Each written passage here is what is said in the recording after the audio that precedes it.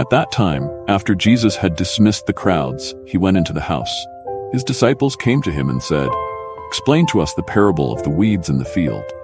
He answered, "The one who sows the good seed is the Son of Man. The field is the world. The good seed are the children of the kingdom. The weeds are the children of evil. The enemy who sowed the weeds is the devil. The harvest is the end of the age. The reapers are the angels. And just as the weeds are gathered and burned in the fire, so it will be at the end of the age.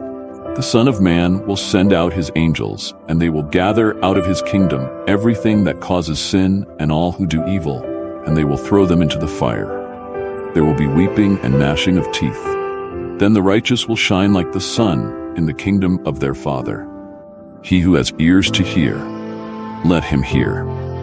At that time, many Jews had come to Martha and Maria to console them because their brother Lazarus had died. When Martha heard that Jesus was coming, she went out to meet him. But Maria remained sitting at home.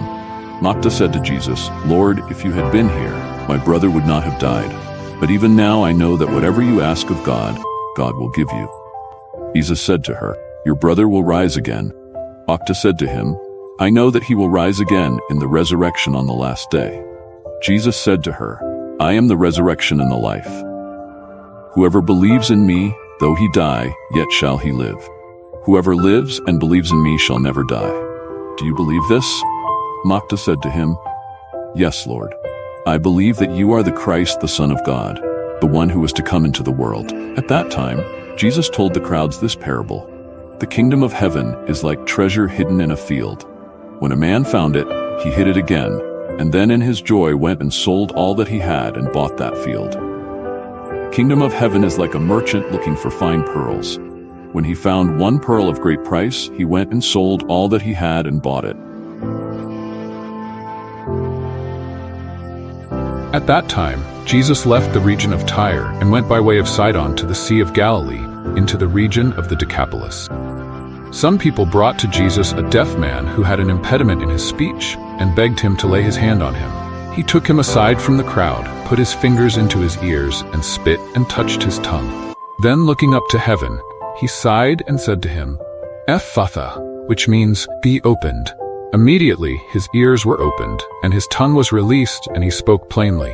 Jesus ordered them to tell no one, but the more he ordered them, the more they blasphemed it. They were astonished beyond measure, saying, "He has done all things well. He even makes the deaf hear and the mute speak."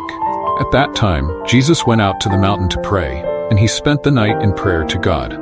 When morning came, he called his disciples to him and chose 12 of them, whom he also named apostles: Simon, whom he also named Peter, and Andrew his brother, and James and John, Philip and Bartholomew, Matthew and Thomas, James the son of Alphaeus, and Simon who was called the Zealot, Judas the son of James, and Judas Iscariot, who became a traitor. Jesus went down with them and stood on a level place. A large crowd of his disciples was there, and a great multitude of people from all over Judea and Jerusalem, and from the coastal region of Tyre and Sidon had come to hear him and to be healed of their diseases. Those troubled by unclean spirits were also cured. And the whole crowd sought to touch him, for power came out from him, and healed them all.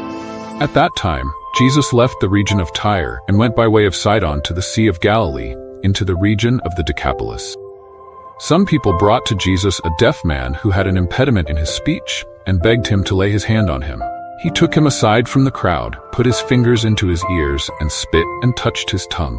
Then looking up to heaven, he sighed and said to him, "Ephphatha," which means, "be opened." Immediately his ears were opened, and his tongue was released, and he spoke plainly. Jesus ordered them to tell no one, but the more he ordered them, the more they blasphemed it. They were astonished beyond measure, saying, "He has done all things well. He even makes the deaf hear and the mute speak." At that time, Jesus told his disciples this parable. "Can a blind man lead a blind man? Will not both fall into a pit? A student is not above his teacher, and all his training is only as good as his teacher. Why do you see the speck that is in your brother's eye, but do not notice the log that is in your own eye? How can you say to your brother, 'Brother, let me take the speck out of your eye,' while you yourself do not see the log that is in your own eye? Hypocrite! First, take the log out of your own eye, and then you will see clearly to take the speck out of your brother's eye.